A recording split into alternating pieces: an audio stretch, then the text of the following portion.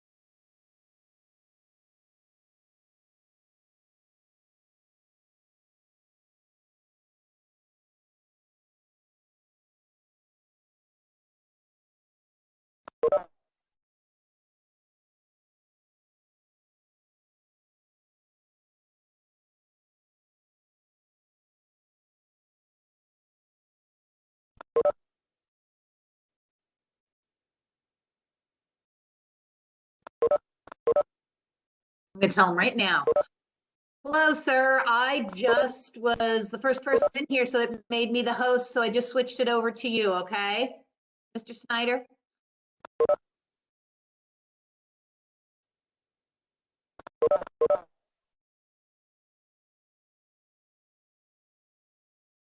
All right, I'll let you know.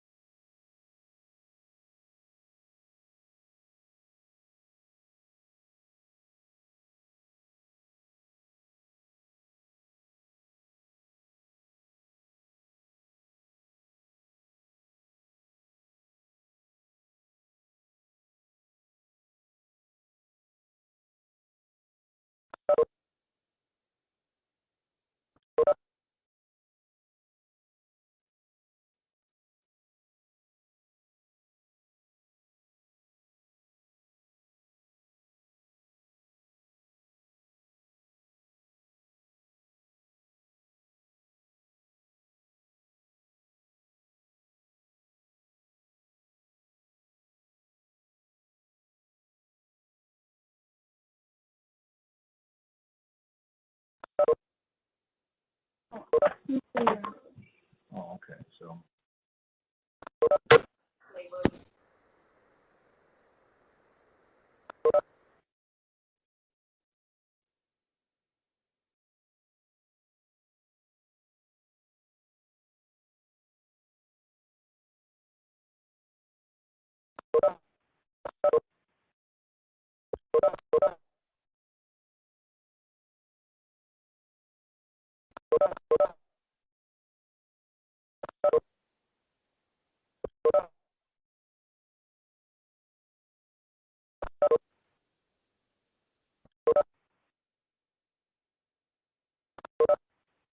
Dan, can you hear me?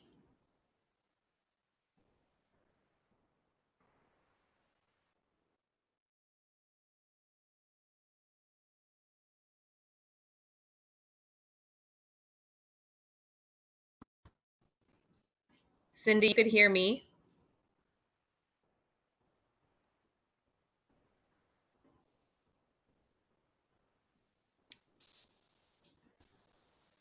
Oh, I think they're working on it.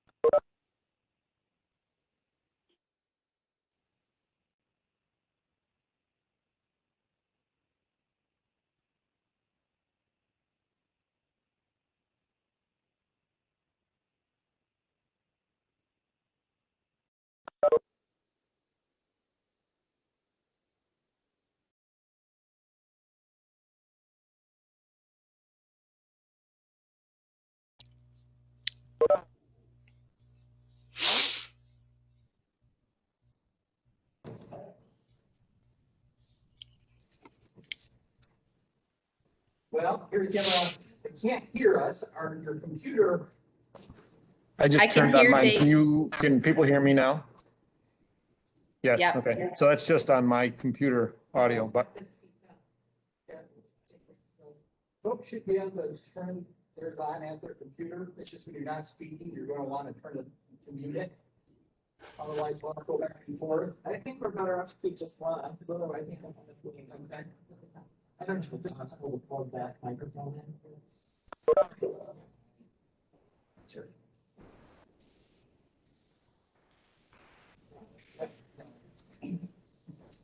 I gotta get in the car. Come on.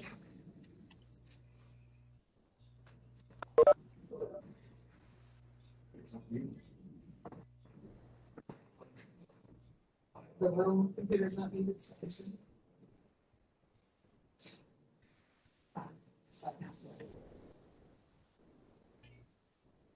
If that. Yeah. Oh, all that's play.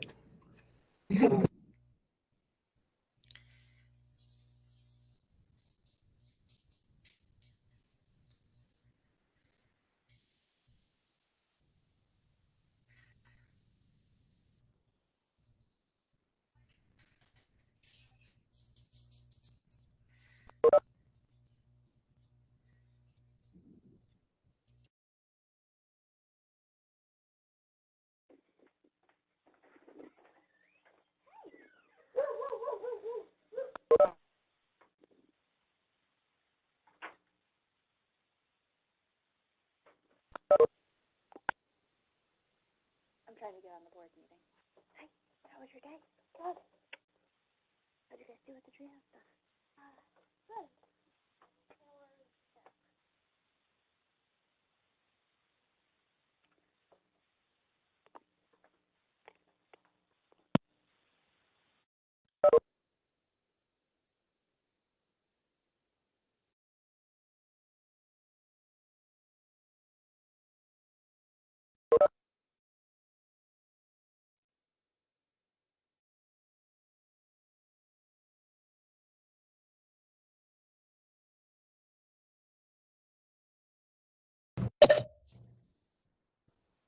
I think I turned the volume up as high as I Yeah, could go. if you guys want to talk, make sure people can hear you. Hey, guys, can you hear us? Thank you. Awesome, thank you. So as long as we have battery, we have volume, okay. Power is easier to fix. So we're here tonight to hear the updates on the plan for returning more students to in-person learning.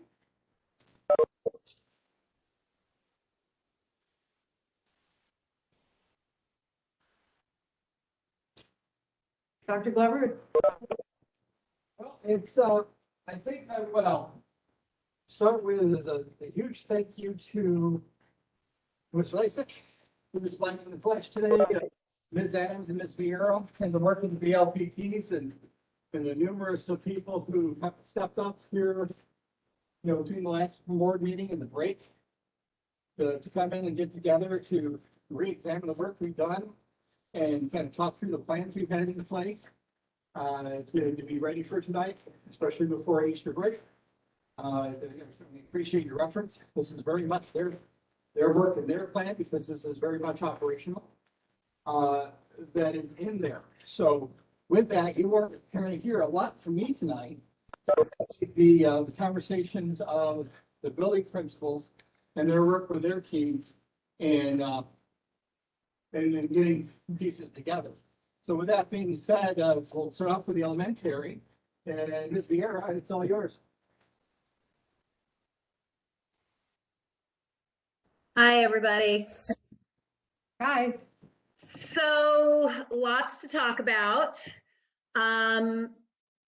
So in looking at our reentry plan, the first thing that we took a look at, I'm going to turn that down a little on my end. The first thing that we took a look at was the phase one of our plan, which is bringing back our pre-K, our kinder, and our self-contained students back to a 5-day week. We looked at some of the considerations for that. Now, let me take a step back. When I say we, that includes our building level planning team, which consisted of multiple parents. We had students on there. We had teachers, both gen ed, special education. I had, there were a couple of aides on there. We tried to get a splattering of everybody on that team meeting. And we talked about all the different aspects of this reentry plan from the pre-K all the way to the 6th grade and what each and every one of those parts would look like. When we talked about the pre-K and the K and the self-contained, obviously that's for us at this point, it's the easiest and simplest for us to do. Transportation, it would be adding that day on, the 5th day. We would have the aides that we would need. We would have to bring those aides back to a 5-day schedule. Make sure that those students in our self-contained classrooms would be covered. We do not have an aide in the pre-K, but we do have one for two of our students in our kindergarten classroom. So those folks would need to go to 5-day for support of those students' needs. And of course, lunch for the day. It's pretty straightforward. The only change that we were looking at for continuity of program was that currently 2 of the aides are or were full-time, and the other 5 were part-time. The thought was one of those, in order to make sure that we have consistency and continuity through the program, was one of those aides in one of the self-contained classrooms to change them to a full-time status, only to make sure that coverage was there throughout the whole day. We've figured out how to utilize the other aides in the other classroom without having to do the extension of their day to full-time status. But other than that, that's it for the aides. And Rich is here if you want to talk about numbers at this point. If not, that's fine. We can save that for later in the presentation. No, go ahead. Any questions on that before I move on to the 1st through 6th grade portion? Sure, there's questions. Just wanted to double check with you, how many aides were you anticipating for this particular phase? Having to change? For this particular phase, we have 6 aides within the self-contained classroom and 1 aide in the gen ed classroom. So it would affect 7 aides? Yes. And those special education classrooms are K-12? They span all grade levels? Yes, one is an elementary and one is a middle school, high school, more middle school program. Okay, so 2 self-contained classrooms and, okay, thank you. Okay. I do know, because I saw it pop up in the chat, a lot of people, our BLPT, one of the things that we had done was we sent out a survey to the community. And one of the questions that was, because I put it out there, ask questions, you have them. One of the questions, and I just saw it pop up again, was about not pre-K, kindergarten, changing, if we were going to change it from half day to full day. In meeting with not just my kindergarten teachers, but, talking about this, when we looked at it, we kind of, as a consensus, thought that the half-day program at this point in the year would be far more beneficial to keep it the way it is. The main reason being is that the kindergarten half-day program, though it is 2.5 hours, it is 2.5 hours of ELA and math. It's extremely focused, it's extremely concentrated, and it's a small group. And when our AIS teachers and others have been going in and doing evaluations of these kiddos, they're all moving along and progressing really well. Our concern is if we were to now at this point bring all of the kids back in for a full day, we now have 20 kids in the classroom. It wouldn't be as much of the small group setting to really hone in on those specifics as they've been doing. And as we all know, our younger kids, takes them a little longer to adjust to a change. And we thought that going from a half day of 2.5 hours to a full day of 6 hours was a little much for them to take on at this point, only because it would probably take them a good 2 weeks, and that's 2 weeks we would lose. So the general consensus was finish out the year with kindergarten as a half day. Next year, come back with the full day program again. Any questions about the pre-K, kinder, and self-contained?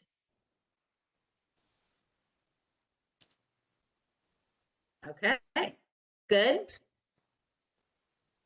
Okay, so, and I'll open up for more questions at the end because I'm sure you'll think of them as we move through. So the other part, the phase 2, as we called it, is how to bring our 1st through 6th grade students back on campus. So what our BLPT team sat down and we spoke about it, we went through the whole process of what that would look like.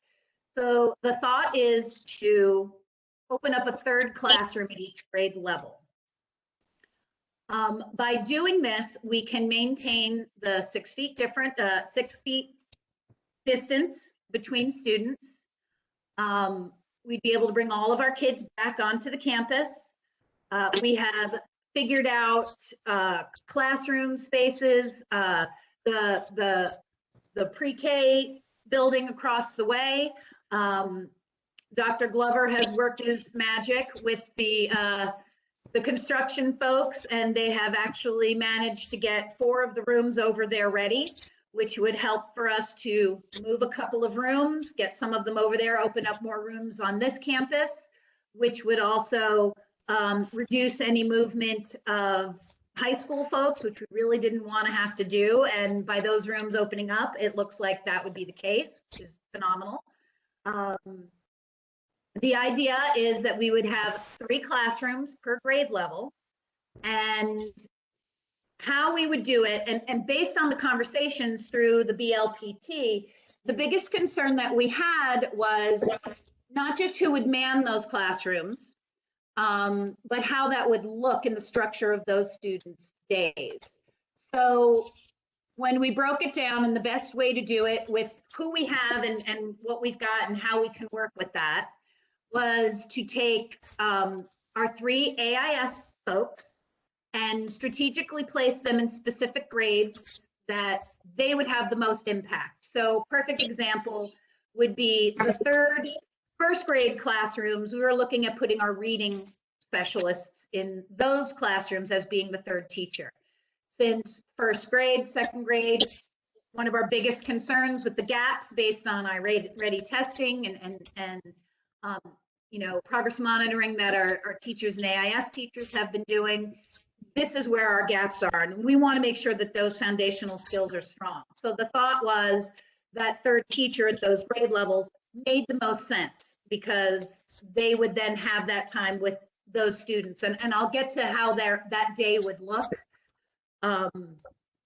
For the other 3 classrooms, the thought was we would utilize 3 of our stronger aides in those rooms. They would not be teaching, because they can't teach. That's not their role. They would be the adult supervision in the room. They'd be support, as they always are. But they would be that adult in the room and be a part of the rotation. So let me explain the rotation to you. The BLPT, like I had mentioned, I sent out a video and also an email for those that might have issues accessing the video. We wanted to make sure we could reach as many people as we could. So we had it in written form, and we also had it in video form for people to participate in this survey and to give us feedback on the schedule. So the schedule itself, how it looks, is that 3rd classroom. A lot of people think that 3rd classroom is going to be a classroom of isolation. It is not. What we want to do, and after speaking with teachers and parents, one of the biggest concerns is those children will lose that contact, that connection they have with the teacher that they've been with all year. So the thought came to do a block rotation, where a lot of our teachers already focus in on, say, ELA and social studies, and our other teacher will do math and science, and they trade rooms. I've used 3rd grade as my example through most of this, so I'm going to stick with that. So where Mr. Talmadge teaches math and science, Mrs. Parker teaches ELA and social studies. So if we had our 3rd classroom with our aide in there, so we're just going to call her Mrs. Jones. It just makes it easiest to do. So when we look at that day and what that looks like, we have 3 blocks. So during the first block of ELA, and this is how it is every day. While Ms. Parker is teaching ELA in her room, the next room for Mr. Talmadge, at that same exact time, he's teaching mathematics. So now we have our 3rd classroom. So the question becomes, what are they doing during that time? So that's your 3 blocks all at once. But we do that 3 times during the day, because the next rotation, Mrs. Parker is now going to go to Mr. Talmadge's room and teach ELA to his group, like she does every day. Mr. Talmadge is now going to go to Mrs. Jones's room and teach mathematics, and Miss Jones will go into Miss Parker's room and be with those students. And then the third rotation, it moves along. So now Miss Parker's in Miss Jones's room teaching ELA in person to those kids. Mr. Talmadge is in Miss Parker's room teaching mathematics to her kids. And then Mrs. Jones is in the third room. So the question has become, what's going on during that third block with Mrs. Jones? What is she doing? So there's multiple answers to that. So first, when we look at those AIS teachers, we know we've put them in there strategically. So if it's a reading AIS teacher, they're working in small groups. They're working specifically on reading with our first and second graders. If we are looking at our math AIS teacher, she's going to be placed where she can focus in on math. We're looking at fourth grade for this. The other plus about her being in fourth grade is she's taught fourth grade. She's also familiar with the science. So there will be that teaching components at those grade levels. For the third, fifth, and sixth grade levels that would have the aides in there, the focus that we were thinking about doing for those rooms is the social studies piece, where when let's say social studies science piece, I'm sorry, let me clarify that. So when Mrs. Parker, who does social studies, when she's teaching social studies in her class, that's the one live feed that is going to the other two classrooms. That would go to Mr. Talmadge's room, and that would go to Mrs. Jones's room. So they're all getting that same lesson. Same thing for science. So if it's science, Mr. Talmadge is teaching in his room, and it goes to Miss Parker's, and it goes to Miss Jones. They get that live feed. So now when it comes to that third block, and Mrs. Jones has that group of kids, they are now doing the work based on what was taught during that live feed. If they complete that work, then they have an opportunity to make up work that they hadn't finished earlier in the day. They are able to utilize assignments on iReady that have been provided by the teacher. There's also time in there for any other support that might be needed that an aide can provide. It is not teaching. It is the adult in the room. And of course, they can access another teacher if they need to. But that's kind of the breakdown. Now, the other comparison that I wanted to make is a lot of people say, well, that means my kid's not going to be with their teacher. So when we look at a student's day, the difference in their day now with their teacher compared to how it would be if they went with Mrs. Jones, they're losing an hour and a half with that teacher, with their original teacher. And I say that because they're still getting that hour of ELA or math, whichever it was, with their original teacher. So they've still got that. But the rest of their day is an hour worth of specials. They've got an hour of lunch and recess.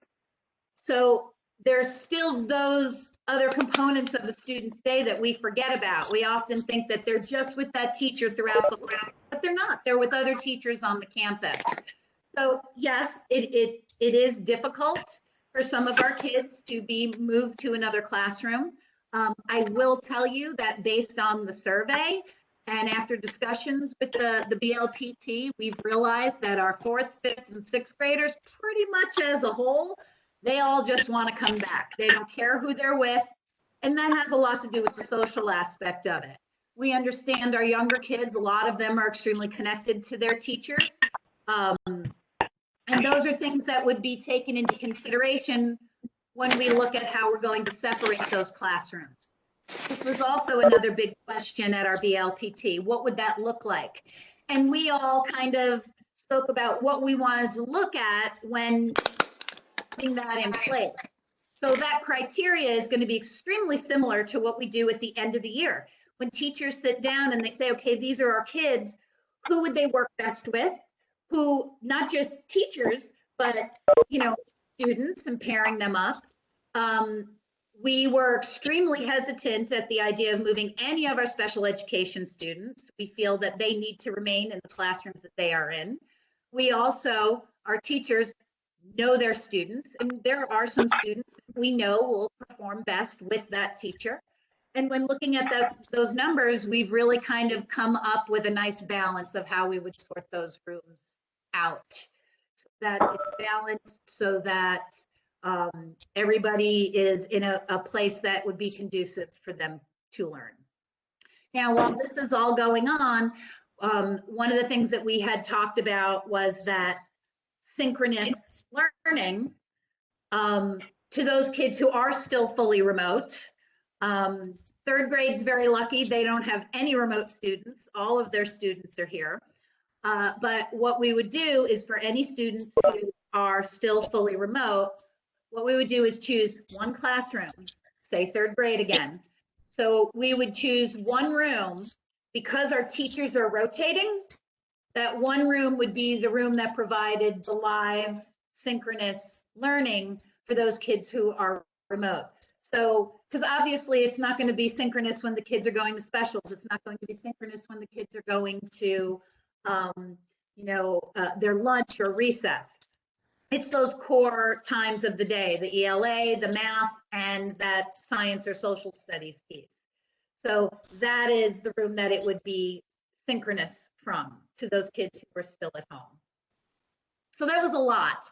So maybe I should pause here and maybe try and feed some answers to some questions. Does anybody have any?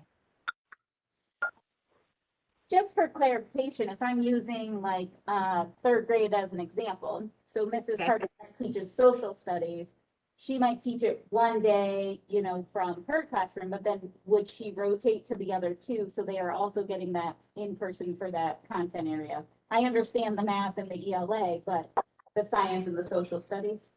No, for the science and the social studies, because of the day and the breakdown of the day, there is time in that day to teach the social studies and the science, but there's not enough time for her to rotate to 3 rooms to do it. So that's why that is the one on-campus live feed. That's not what I was asking. So, I mean, she can't live feed from any other, it's only her room? The live feed from her room, yes. Am I misunderstanding? Maybe I'm misunderstanding the No, I question. don't understand why she can't go to Mrs. Jones' room and present from that room. I guess that's what I'm asking. Just So you mean like switch it up, like on a different day during that time, go to that room? So, I mean, Absolutely. it's- I mean, that could definitely happen. Like if Monday, Tuesday, and they switched it up, like Monday she's in her room, Tuesday during that block, she switches with Mrs. Jones. So she's live in that room for the next lesson. That's something we could definitely look at. And I think that's actually a great idea. And then maybe the next week, the same thing with science, Mr. Talmadge would rotate through the rooms. I love that idea. teacher or student contact time, then it's kind of equitable. A little extra time in there. Yeah, no, I think that's something to definitely look at. Ms. Any Vieira, other questions? the recess and the lunchtime is indicated as aid coverage. Is that Mrs. Jones' responsibility for the third grade? Actually, in the schedule that I have built for them, yes, it is. Yes, it is. I have scheduled them, and I've scheduled them with their classes because they're not teaching. They are not a part of that, the 60 minutes and 30-minute lunch break that teachers qualify for. So when the students go to their specials, that's when they would have their break time. So they get their break during the day, but the lunch and the recess, they would be a part of that coverage. So would Ms. Jones only be doing 1 out of the 3 classes, or would she be supervising the entire third grade? No, she would be responsible for the lunch for her classroom, while there would be other aides covering the other third grade classrooms. Okay, thank you. Yes. Any other questions? It's a lot. I know it's a lot. It's a little bit complicated, but once explained, I think it's a little clearer. I think, once I began to realize that the name Jones was interchangeable with Parker and Talmadge, those three names belonged in the block, because each time the group was doing something, it began to fall into place for me.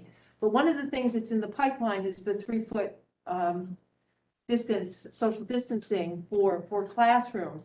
When your building level team was talking about how to get everybody back in, was there any talk of how we might, how people might feel about going to the 3-foot distance? So it was brought up briefly because, we talked about that. I'm not going to lie. It was one of the first things I said. It was, we're going to do all this work. The state could turn around and say 3 feet, bring them back. I said, but right now we're focusing in on the 3-class model because right now we're looking at 6 feet. One of the questions that came up was what happens if we do all this and then they change it? I said, well, when we get to that, we'll get to that. Now, I know this past week has been whirlwind because the state made some announcements, but I'm going to allow Dr. Glover to speak to that because I know he was in meetings all day today discussing that very topic. So he would probably be better suited to answer that question. Yeah, the 3 feet, I wish it was as clear cut as, we're back to 3 feet, we're back to 3 feet, but it's not. It's actually, the way the regs seem to be going, it's going to be more constricted to get to 3 feet than it was to get to 6. To get to the 3 feet for the youngest kids is going to be the easiest because there aren't the cohorting requirements regardless of what transmission level we're at. We're currently at the red level, which is the most intensive levels, which requires cohorting of kids at certain grade levels with some other requirements.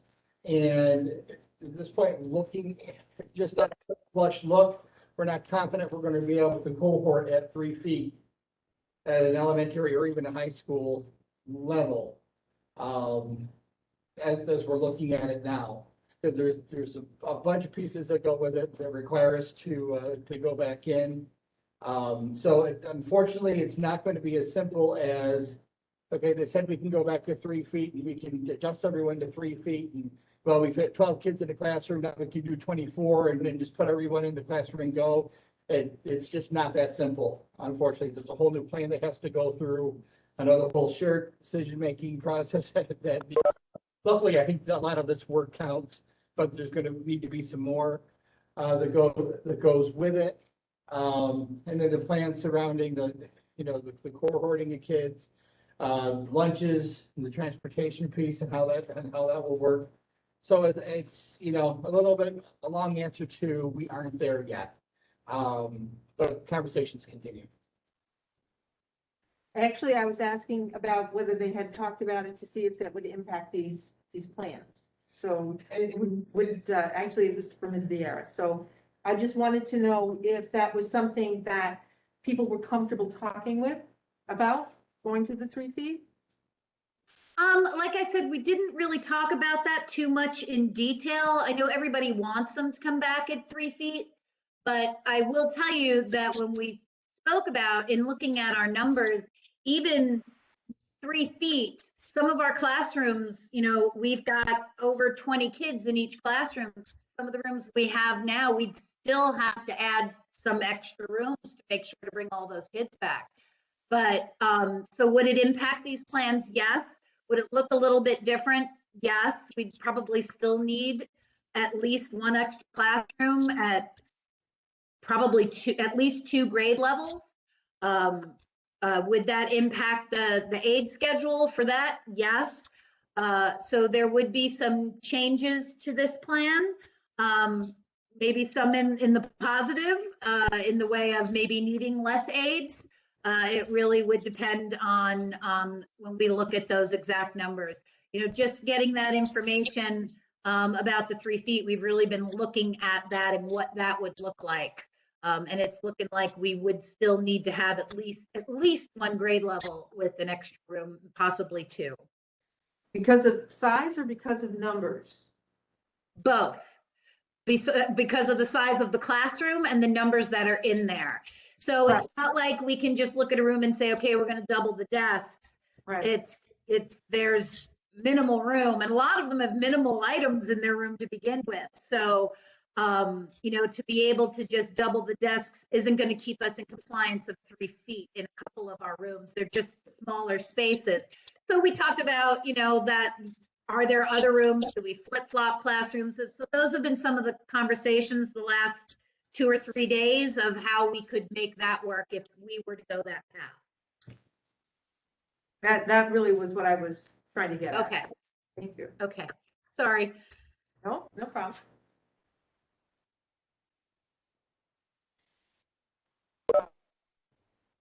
Any other questions? Okay, along with, those kiddos coming back, I know obviously it's, busing, transportation is definitely a conversation we've been having. I know Dr. Glover, spoke at one of the committees recently about the spacing on the buses and what that would look like. So we've kind of talked about that as well. We talked about, restructuring of rooms, where they would go, moving them, making sure that we could do that within a timely manner. And of course, when we talked about timeline of when it would happen, every time it was, we need to make sure that, this plan would be approved by the board prior to making any commitment to a date.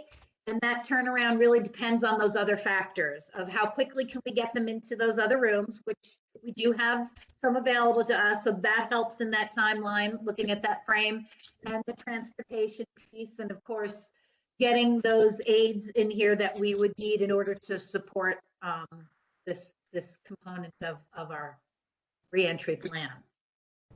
Ms. Viera, there's just something that included in what you were saying that I just would like to address. Sure. The board is not here to approve a plan.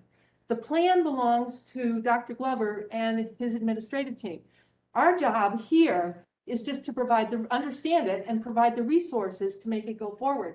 So Gotcha. certainly that the board's approval did not negatively impact your conversations at the BPLT level, because that is not the intent.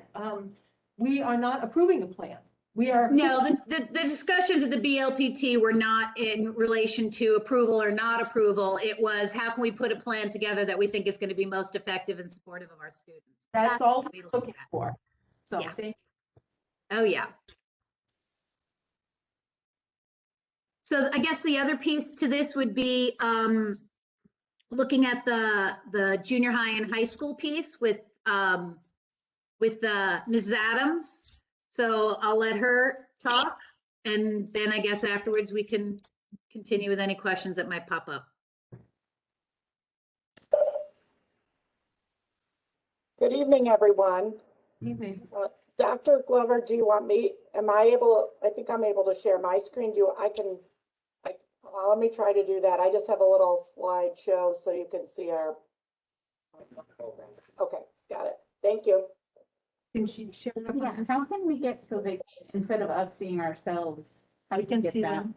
So we just need to go back to the beginning. Can't get that, it's set up, that's why that's not happening Okay. over there. It seems to be a bigger problem than just the audio. But can Ms. Adams share onto the screen for us? Okay, you don't have that.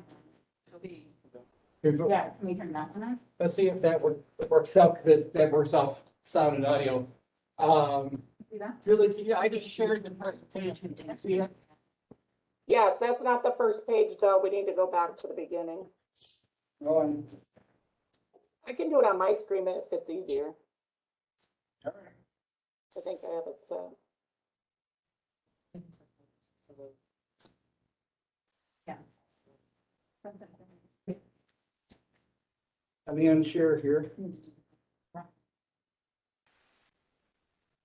Go ahead.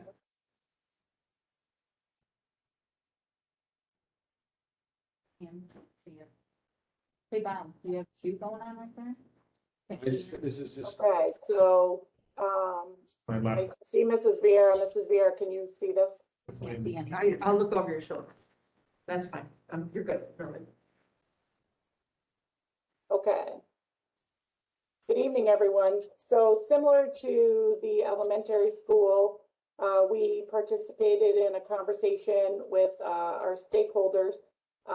This is a list of the BLPT members that participated in the work. You will notice that we did not have students that were in the conversations, but we did get student feedback, which I will speak to in a minute. However, the short time frame that we had and the conflicts of timing, of availability of everyone conflicted greatly with our sports practices and competitions because our seasons are so jammed together. They were basically running every single day. So I will speak a little bit to the process, but we certainly did hear the student voice, so I will speak a little bit more to that. I did present this in a slideshow just to make it a little more visual for anyone at home who hasn't had a chance to review the actual report that was submitted to the board. But the actual report, if you would like to go back and review any of this, this follows the sequence of the report as well as is available in the board agenda attachments. So the objective, as you know, was for us to maximize the in-person learning opportunities at the junior senior high school while prioritizing space at the elementary school.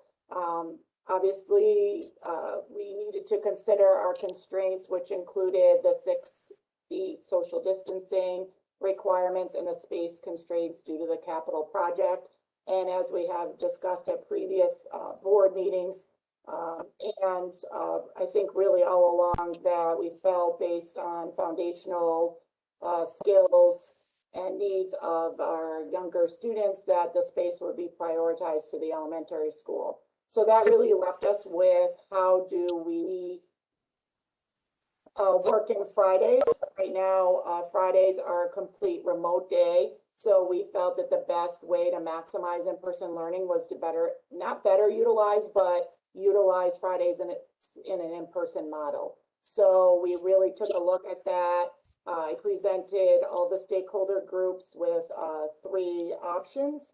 And so I'll speak about those in a minute. And due to the time left in the school year, we felt that it was most expeditious to consider options that would be possible within our current staffing model. So the other piece of it, which I skipped over, I apologize, are Fridays and how they're represented in our student management system. There are some constraints at this point in time because we are in the middle of the master schedule in the school year. We want to also be able to maintain our student records in terms of grade books and rosters, those types of things. So, and our student locator, and being able to print out schedules. So there are a lot of pieces in the student management system behind the scene that kind of affected the consideration, but we felt that we had 3 very viable options that were presented to the stakeholder groups. So the process that we used, we presented options first and foremost to the students in lunch. So I went into every lunch on both gold and purple days and discussed the 3 options. They had visuals. I went over the different options. I explained the rationale and took questions from students. Some students also emailed me later because I did email a summary of those options to both parents and students for any students that could have been absent on those days, as well as our fully remote students. So I'm not going to present the 3 options to you, but if there are questions, I do have a visual available if that was relevant. But for the sake of time, I wanted to really focus on the option that we chose and the rationale behind that. But we did also survey students and parents.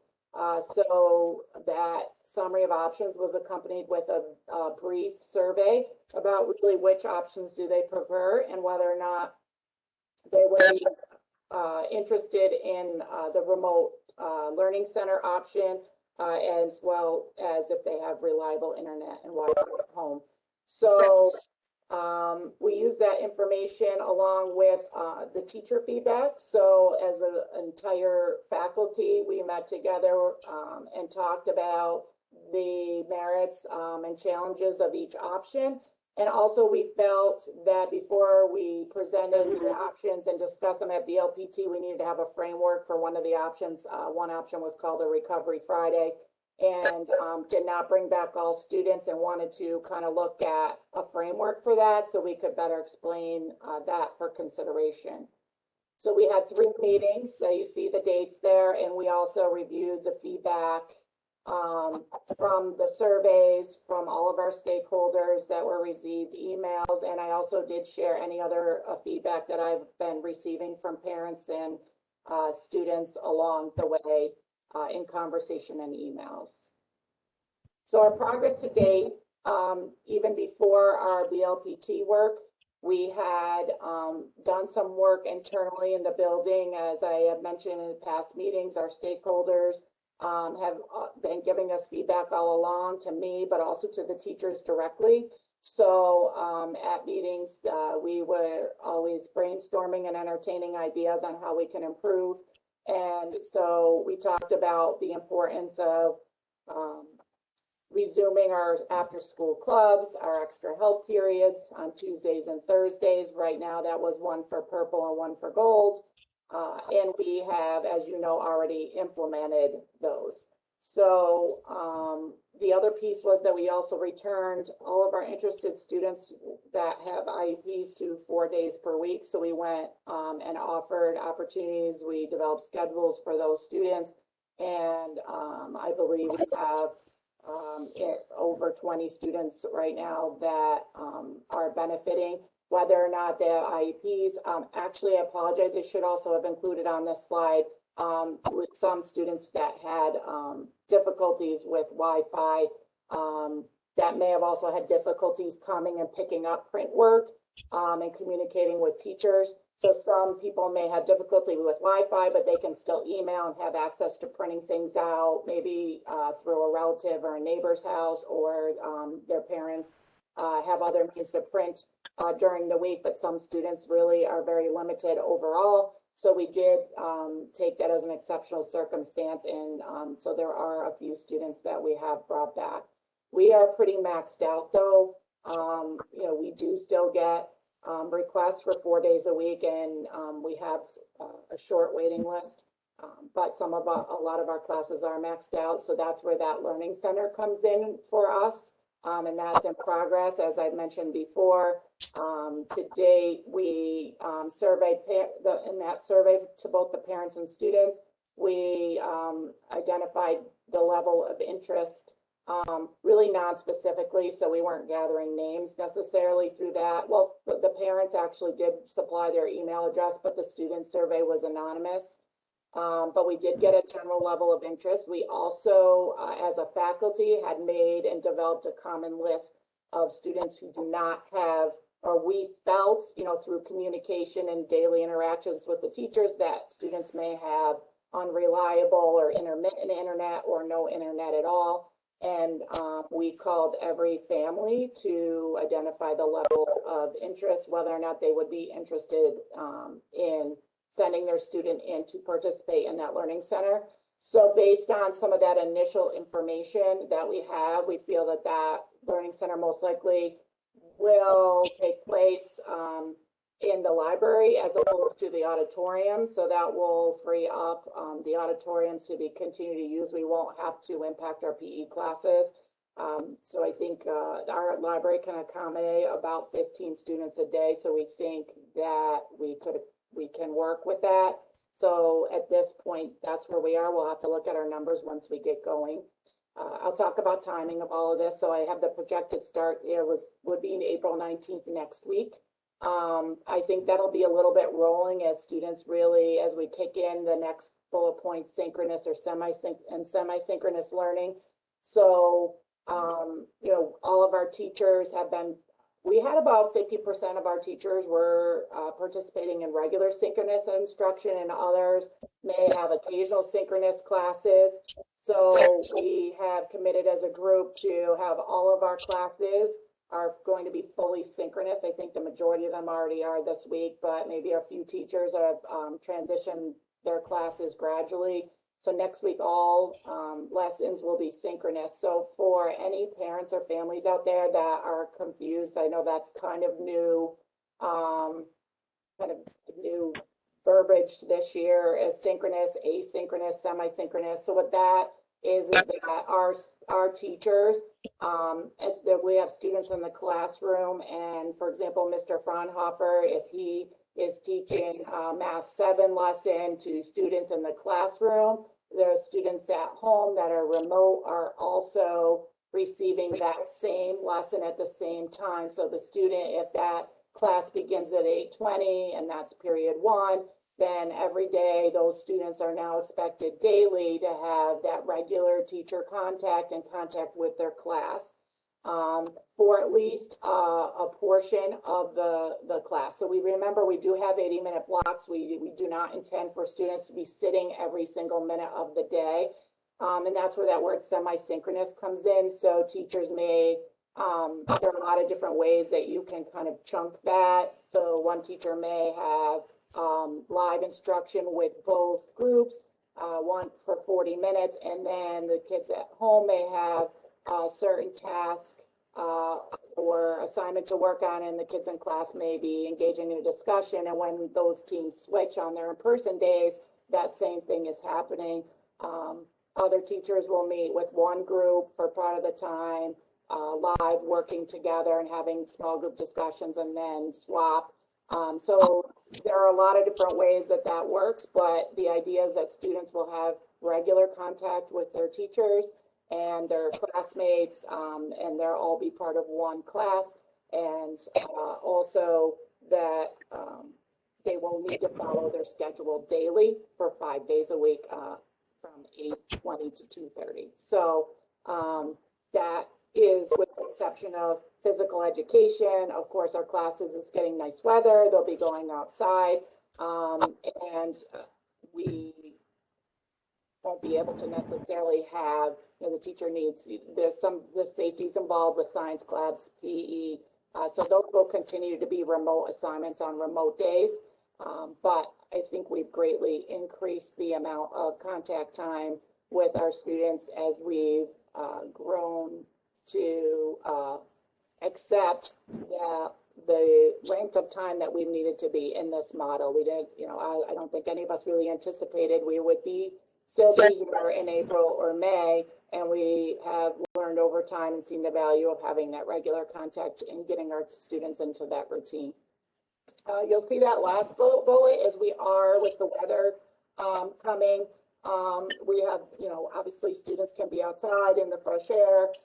So we'll, in our locker rooms, we'll be, we think we're in a pretty good place with our locker rooms right now, so that starting at this point, it'll be April 26th that week, that we will return to in-person PE classes for all grade levels. So that will also increase, that in-person contact with our teachers. So I'll talk about communication in a minute. So I know it's probably a little overwhelming, a lot going on, but so this was already in progress or completed. So I'll talk a little bit about the proposed plan.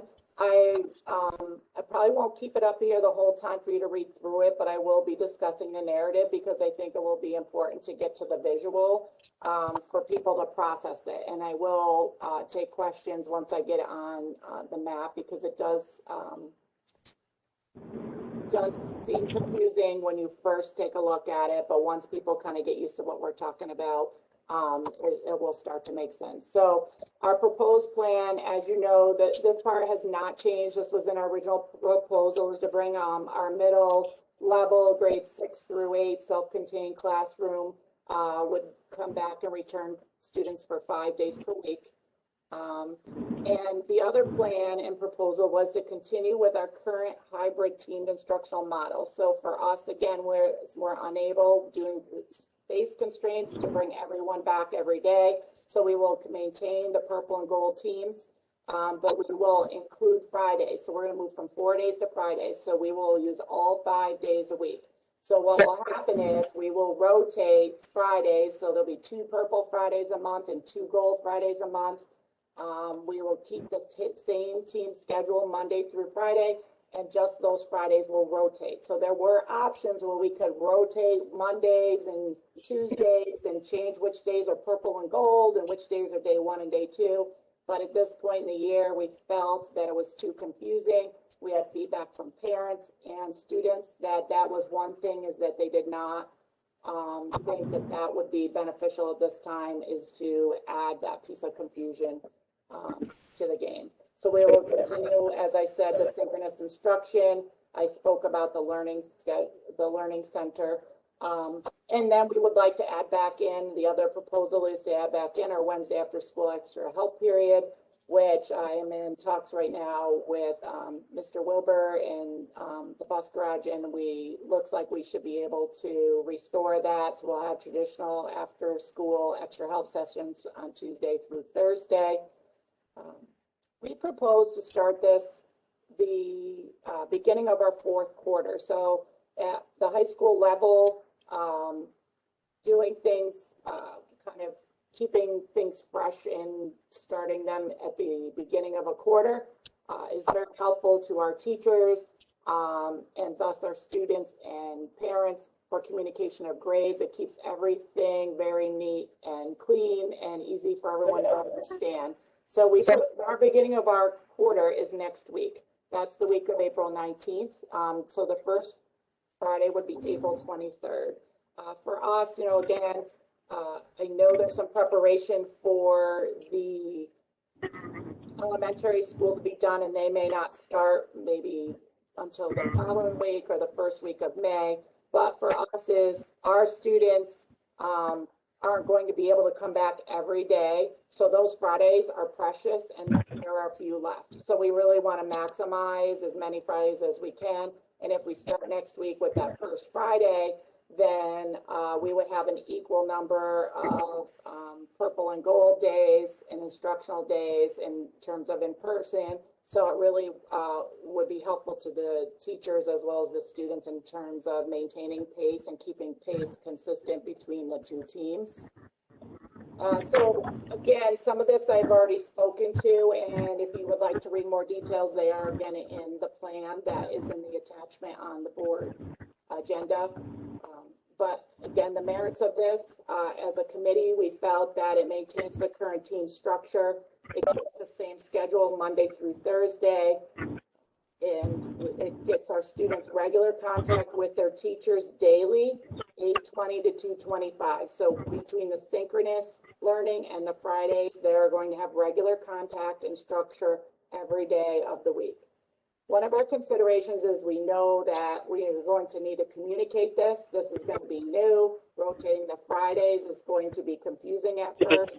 So we have quite a bit of communication plan. Obviously, I would send out communication in written form. We'll send out a color calendar by email and also in the mail. If people have a color printer, if you want to hang it on your fridge or someplace, that's easily seen. We will put it on the website. We'll have Facebook reminders, for example, tomorrow is Purple Friday, periods 1 through 4. And what that's going to mean is that all of the students, and I'll talk about these other bullets as I put this up, but so for example, if next Friday is Purple Day 1, that means that those Purple students are in person. They will listen to the reopening plan. Oh, yeah. Periods 1 through 4. Is that right? And the gold students will be logging in remotely at home at the same time, following their schedule for the day, periods 1 through 4. So we will send out reminders through school messenger. So on Thursdays, there'll be lots of reminders, and teachers have some plans for posting and reminders through their classes and their Google Classrooms as well. So if we start next week, I think the best visual is to see May, so to see May for the whole month. But what happens is we will rotate 2 Fridays that are purple, and then we will go to 2 gold Fridays, 2 purple Fridays, and that will keep rotating until the end of the year. I'll put June up in a minute, but if you, may be a little confused or you're not used to seeing this, just don't think about Friday. Take your hand, cover up your view. Don't look at Friday. What that schedule you see Monday through Thursday is what we're already seeing right now.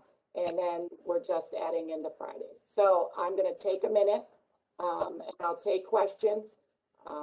So the only other thing I want to add before I take the questions is we realize that starting elementary is not going to be starting the same time as us. We know there are some families that have their high school students who might need to assist with child care and supervision on those Fridays, and we will work with those students. We worked with those students when the elementary was 100% remote due to quarantine and staffing issues. We had a few rounds of that, and we worked with those students, and we would continue to work with them until the elementary in the building. So I don't want anybody to get nervous if they're not, in person on their in-person day. Just give me a call and we'll work through that. So, questions? I'll leave the calendar up here. I'm going to put the calendar up for June just so you can see that, and I'll take any questions.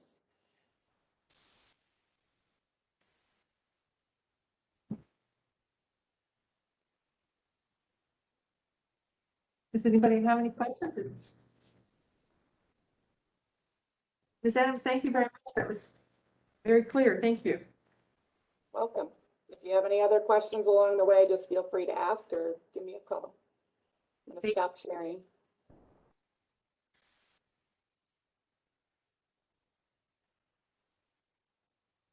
So basically what we need to do is understand what resources it requires to move forward with the plan. Right. Probably the biggest piece is the personnel side of things. We still currently have our bus drivers who are on a 4-day schedule. We will need to revert back to our 5-day schedule for our drivers. We have our aides who are currently on a 4-day schedule, short one. We'll need to revert those folks back to a 5-day schedule. In my recommendation for the aides, however, I recommend bringing everybody back. And I know that Ms. Viera talked about needing the 7, get the few up and going, but if we're looking to bring everyone back, there's going to be a lot of work we need to do, particularly if we are going to move over to the primary building, and the more hands we have on deck, the better off we're going to be, particularly to help overcome any glitches or issues or bugs that we might run into as we start to transition back to a 5-day week in a fuller school building. There is the one aide that is currently working Fridays as a bus monitor. We just need to revert that one aide schedule back to a 5-day schedule. And then there's the administrative request to increase the one part-time aide to the full-time aide.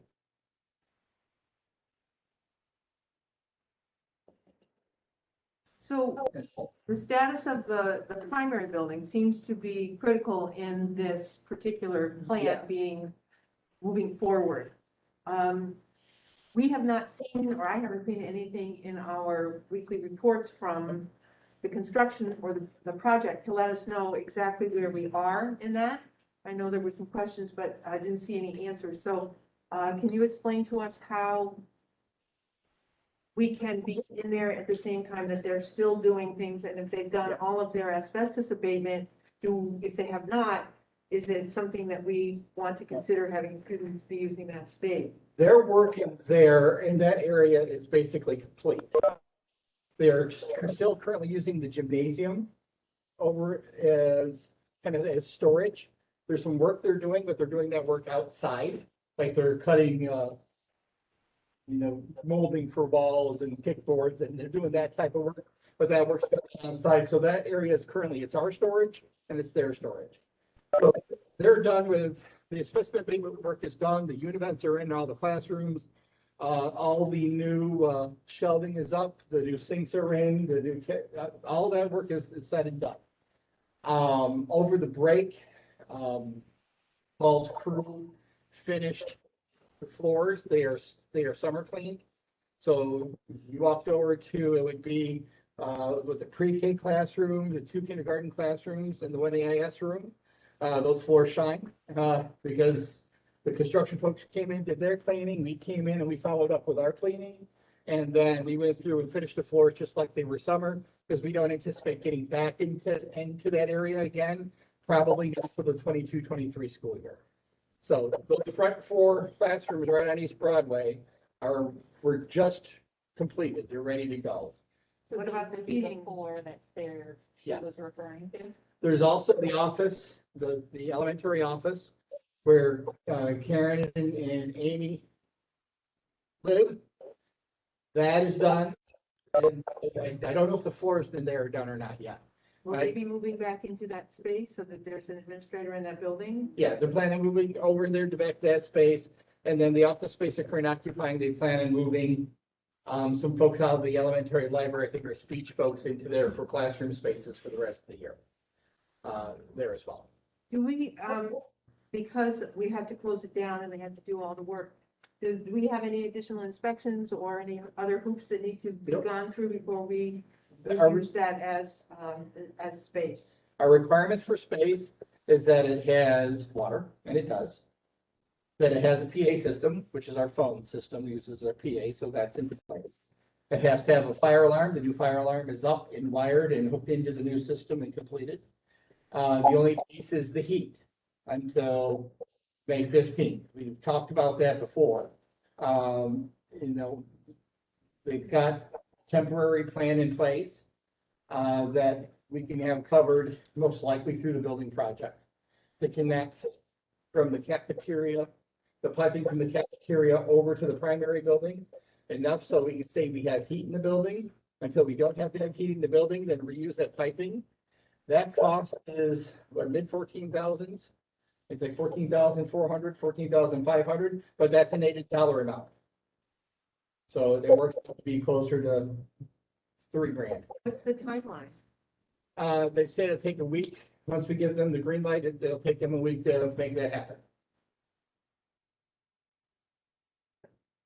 I mean, this is maybe very naive, but is that underground? Yes. Okay. Yes, So it we're is. digging up, but I mean, then we're digging up the road. No, that's all. There's a tunnel, there's a tunnel between the buildings. Yep, and we'll go through the existing conduit and tunnel I that's was there. pretending. Yeah. Where the bump is between the buildings, there's a concrete tunnel between the two that connects the basements. So just so I'm hearing it correctly, I need to repeat it. Okay. So the primary building, the 4 like south classrooms, are what we are able to use. The rest of the space is, the asbestos is on bond. It's all gone. just finished work then, I'm Yep. assuming, trim, Yep. things, backlash. Yeah, when last when we were there, that it's all been cleaned up. They're in the process of doing their cleaning and up and out of the way. The idea is they're gonna work progressively toward the north end of the building and continue to clean out so we can follow them in cleaning them, follow them out, cleaning up until we get the whole building back. So once we hook up through that conduit to get some Yep. sort of heat into the building, they'll remove that system that they have Right. out the front of the building, so Right. that, because that would be. Yeah, that would be, yeah, that will leave, because that's the temporary heating to keep pipes at the right temps and to keep some heat in the building, which we used all winter. The only thing of that requires, the board action is the personnel items. Does anybody have any thoughts or questions about moving forward? What we don't have is truly a clear understanding of the financial impact, because the information that was shared, I don't think gave us a true picture. We don't know the number of people that were impacted and how that is going to be carried out. So if we could, if there's no more questions about the plan, okay, if we I could. just, well, sure, listen, so no expectations. We didn't change any of our expectations on that primary building because we want to get back in it sooner.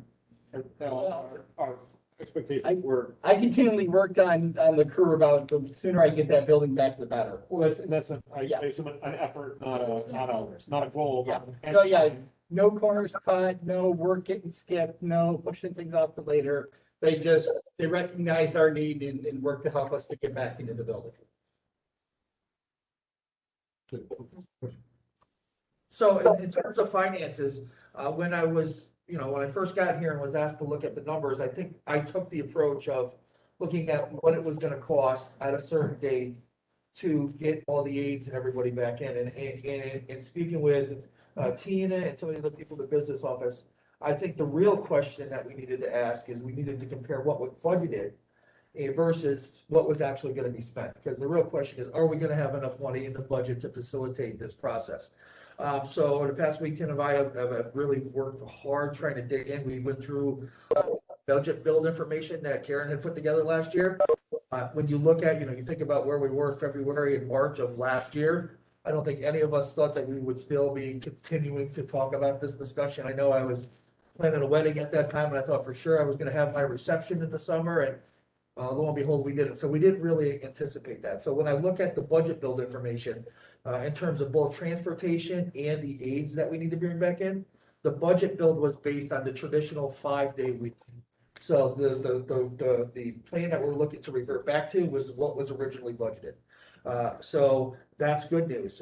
When I look at all of the benefit factors in terms of FICA, Medicaid, any type of retirement monies, health insurance, all those monies were budgeted and are still in the budget.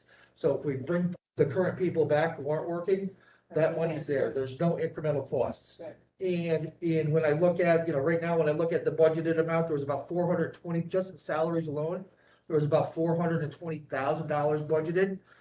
Everything seems to be encumbered. When I look at what we owe, which is about $98,000, we have about $93,000 encumbered. We still have an unencumbered balance of about $86,000 left. So we're probably about $80,000 favorable just in the salary budget alone. So we have plenty enough money in the current budget to pay for the benefits, pay for, FICA, retirement, anything associated with that, as well as the salaries of all the current aides that we currently have. I mean, we should have more than enough because we have budgeted for 5 days. We have. We have more than. Not only should we have for 5 days. Yeah, that's what I'm saying. We have about $80,000 surplus right now from just the budget today. And when I started looking at, we had the contracts that went out July 1st were for 5 days, and then September 3rd of last year is when a new set of contracts went out for the 4 days. So between the budget bill, the contracts that went out in July that were originally set for 5 days, and looking at the budget numbers, we have, over $80,000 just in the salary bucket alone, just for those particular aides. So we have enough money to cover bringing everybody back full-time plus some. There's a discussion about 4 additional aides coming back.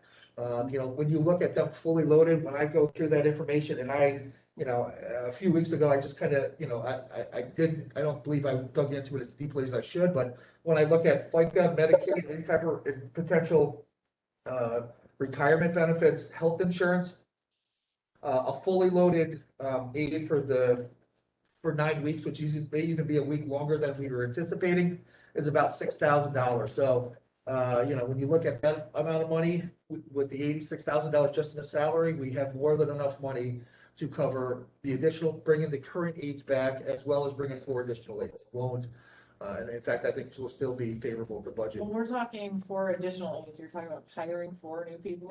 Yes, 4 additional aides because of the added. But you can't cover that by bringing any more of the part-time people back. We'll bring it full-time. The That's including all of them, right? Yes, but some of those aides are part-time to begin with. They only work 5.5 hours versus 7.5 hours. The challenge, and Karen, feel free to jump in if I miscue here. The challenge is the amount of need we have in the middle of the day for recess and lunches.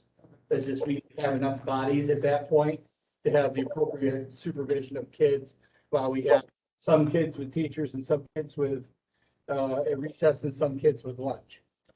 Have we thought about like long-term subs?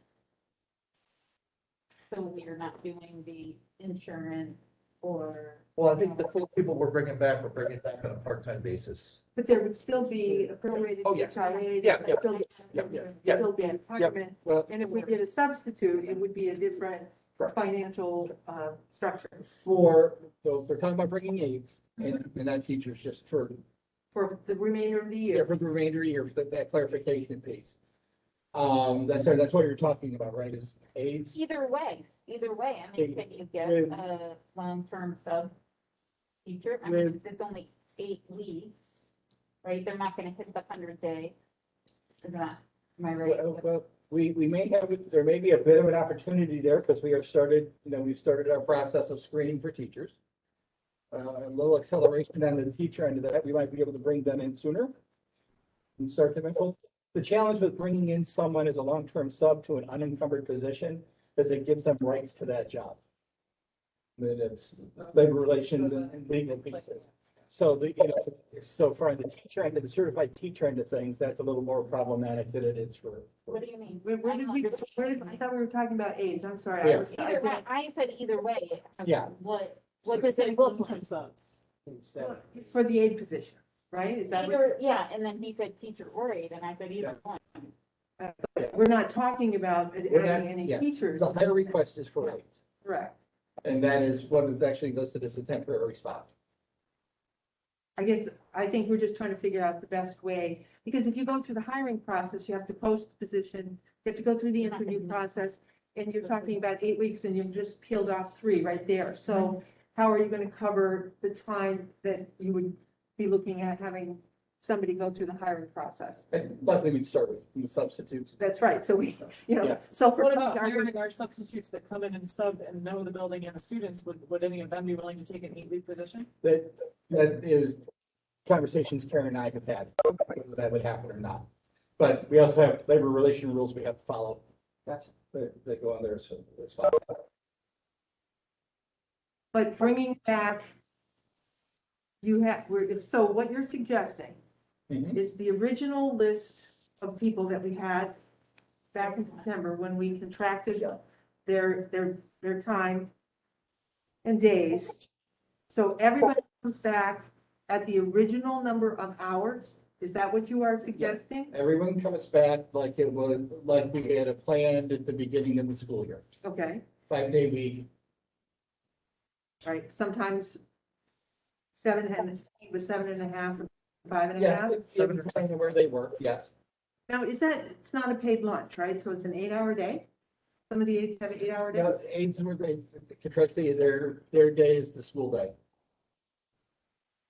Which is, It's like a 7.5 hour, I believe.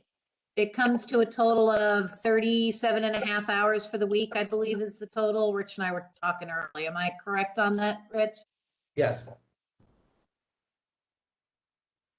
okay, but So our part-time aides will actually go, Back. lose a couple hours. Well, lose. Or lose some amount of time, right? The difference was like a half hour, and from the 5 hours, 27.5. yeah, 5 hours, the 5 days to the 4 days, it was a half hour. They gained a half hour going to 4 days. So that's the only difference.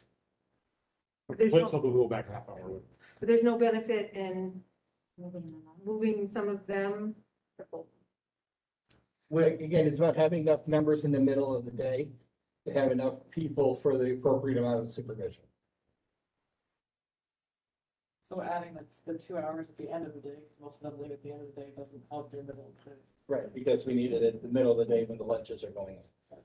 Especially if you're doing 3 classrooms, and you have to or you have to cohort those kids, you're gonna need to have another level. of supervision. So you're looking for what length of time? Listen, just to the end of the school year. But I know, but what time, 4 hours a day? Yeah. How many? I believe we had that suggested at 5.5. 5.5 hours, But if they're just covering lunch, 5.5 hours a day covers way more than lunch. Karen, did you have that included in the schedule you provided? So I didn't have total specifics in there, but it is in there. The other thing that these aides would be able to do would be to provide the breaks for those full-time people so that there's coverage.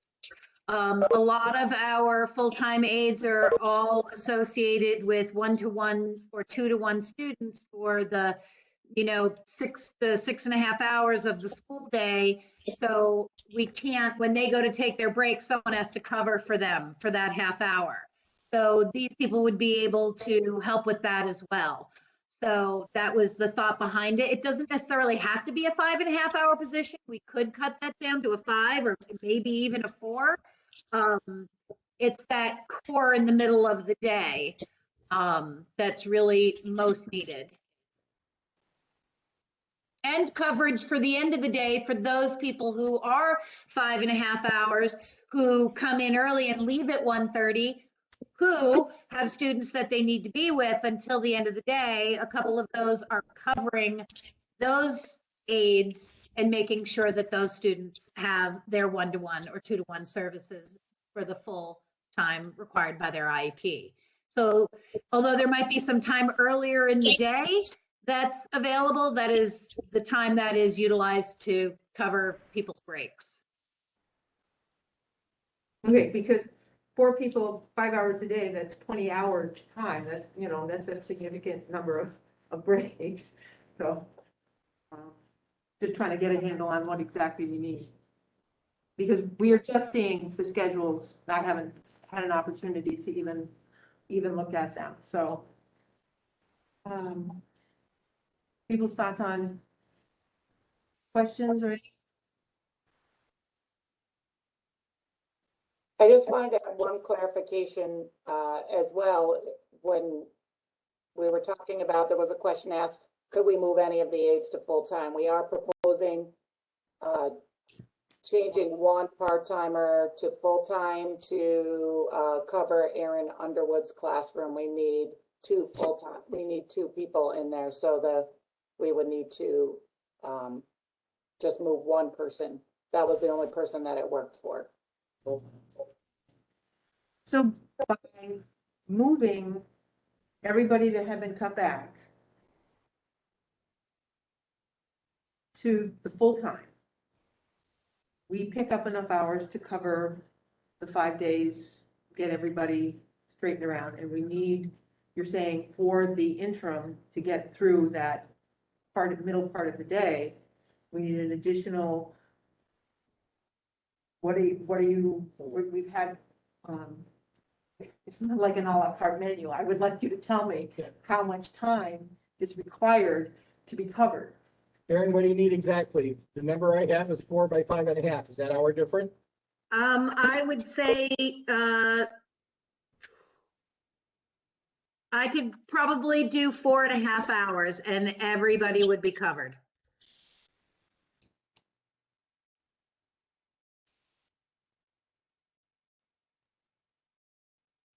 And so you are suggesting going through the hiring process for that? Well, the sooner we start, we'll start with subs to get the ball to roll and then go through the hiring process.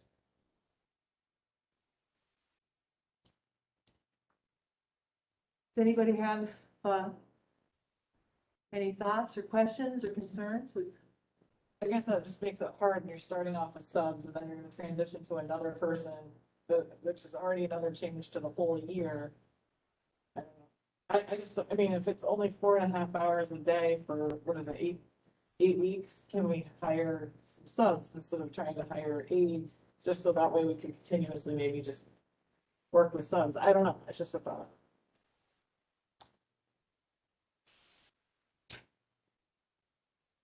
It's a temporary need, and one of the things that I do think that we can't lose sight of is we still have that, we still need to move on to a plan that even if we don't use it this year for the 3-foot distancing, we need to have something in place through the summer and into the next school year. So it may be that that 3-foot distance may make a difference for us in the time coming up.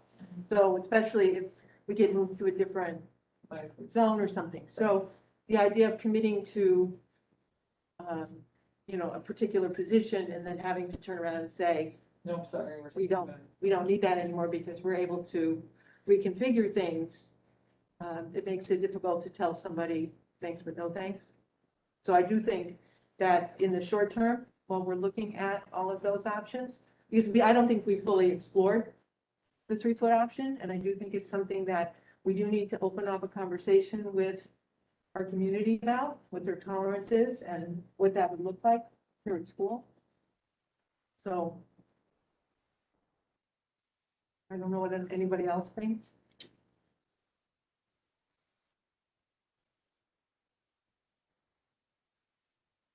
I think we talk about the change, that's going on. Have 2 changes within 8 weeks. Mhm. It might be more, and to the point that maybe we just at this point, say, let's focus on the 3 feet, summer, fall. If we have a workable plan here, maybe there's a way to back or something, so kids have more time with their teacher. I think that was talked about. Maybe, but at the same time, if we have a workable plan that a lot of time and thought has gone into, maybe the 2 changes over that 8 weeks isn't necessarily the best option. I mean, that's 24 though, 8 weeks, adding 3 days to kids, that's 24 extra days. That's a lot. That's a lot of days that kids can be in school. I mean, I totally understand what you're saying. That's why I'm like, I know you're not in favor of this, but having it as like a long-term sub instead of the hiring. I know you don't want to go that route, but then you're not telling someone that you have a job and then come July 1, when we figure, like, sorry, next year you don't need it. But I mean, 24 days of in-school instruction for our kids, No, I think the kids I don't definitely. think any time is too short. No, definitely not. We need to get the kids back in school. I mean, I think, yes, the 3 feet plan needs to kind of be, It needs to be. it needs to be done. worked We on. have to address that. yeah. Right, it definitely needs to be worked on, but I think at this point, if we can get kids back at school sooner than later to go with what we have and then to work towards that 3 feet, I think that's the direction we need to go. And I would presume that as you're hiring any aides, you This is a temporary. temporary. There's Yeah, for folks who are doing well, you tell folks, it's like, this may turn into something different in process. And, those folks who do, tend to stay with us. So our part-time people, like when we bring them back, restore to, would you offer them up? I never, I didn't know. No, I think it's the timing of it, because I've been trying to work my Yeah. head around how those hours could be allocated. It's just that there's so many, you can't, the cohorts of kids, Yeah, they have to be separate, they have to be yeah, supervised. that's what I. So it's not, It's that middle chunk of the day that's the busiest and Right. so And- the 2 hours added to the end doesn't fix the middle mess. So I get it. So it does change, I think, because you can't put all the 3rd grade together, it takes 3 people to do So- that, it's 3 classes. So it's like an 8-week position, really, I mean, or how many other Right. weeks it is, and that's what, this is a temporary position. Possibility could grow into something else if worked out or something, I don't know. But we would put a date on it. We would Definitely, I think set it has to have a date, I think it has to be a, that would be a upfront thing for the person yes. that we're just, and it could be that if, who has that crystal ball? Yeah. What's gonna happen, but And hopefully we can find 4 people rather quickly. because it would, the plan calls for it to start next week. No, I think we can get it, the sooner we can get them back in school, I think the better. So can I jump the gun to the transportation piece? Mhm. Is that a, No, that's this the is, second? Just on the aid piece, so looking at page 1, which is the second page of the document that we use in our packets, just talking about aids and going back to where there's discussion, old money, new money. oh, yeah. So before we go to Yeah, transportation, sorry. it's just, no, Yeah. I was just trying to understand this, and so am I correct in thinking that old money is actually money that we're currently spending and we would have spent anyway if we didn't make anything? And new money is incremental expense. Yeah, when I look at old money, I consider that money that was already budgeted, that we kind of have in place already. And new money would be incremental money that we would have to spend outside of what was originally planned. But I think But if this it's, is all planned, I mean, Yeah. every single one of these dollars. Except for those and 4 appropriated. additional aids. Right. which is, I mean, I sort of think there's 3 pools of money. There's money that we. Yeah. There's some percentage that we spent. Yep.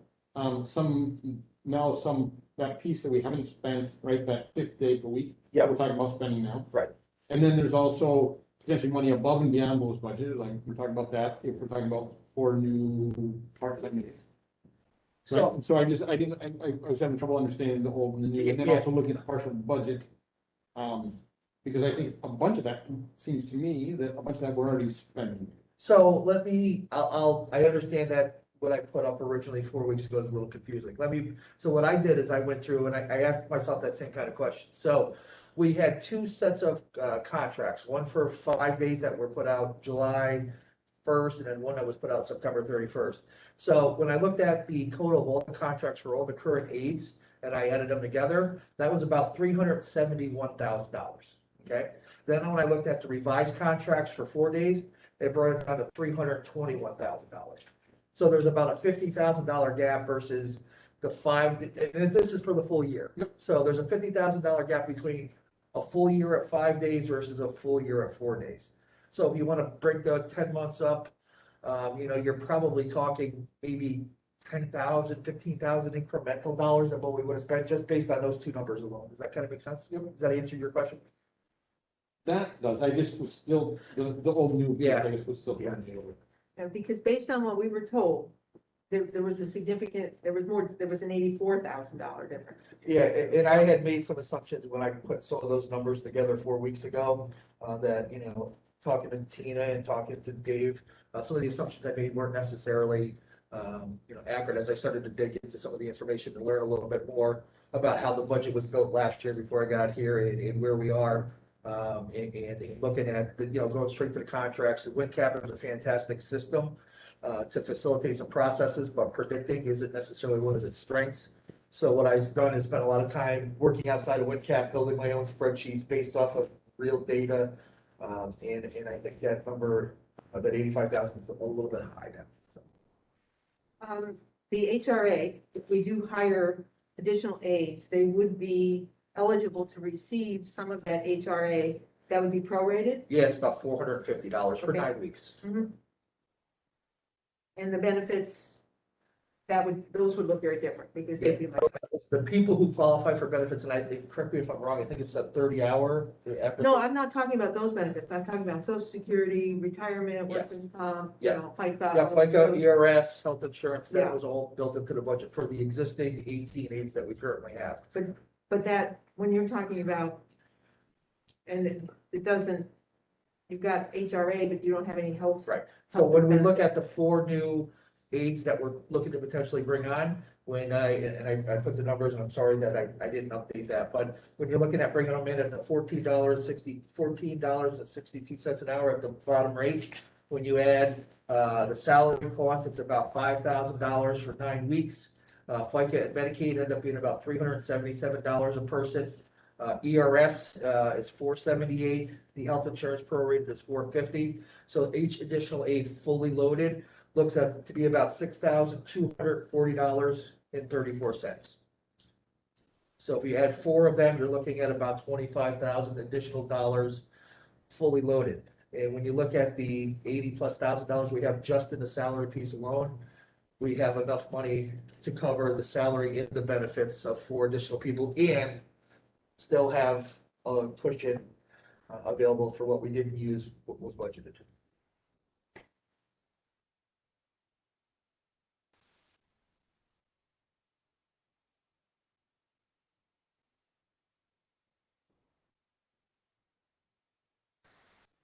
But this does not match up with what you're suggesting tonight, which is that all aides return to their original.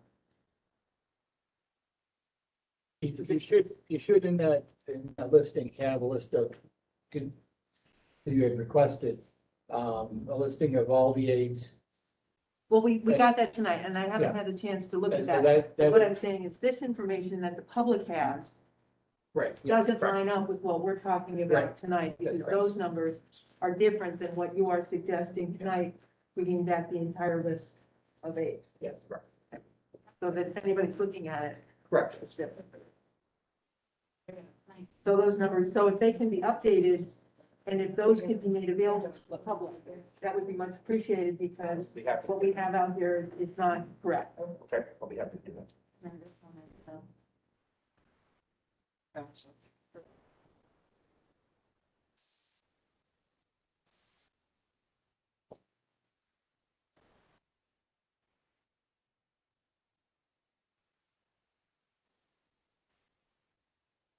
Does anybody else have any other questions?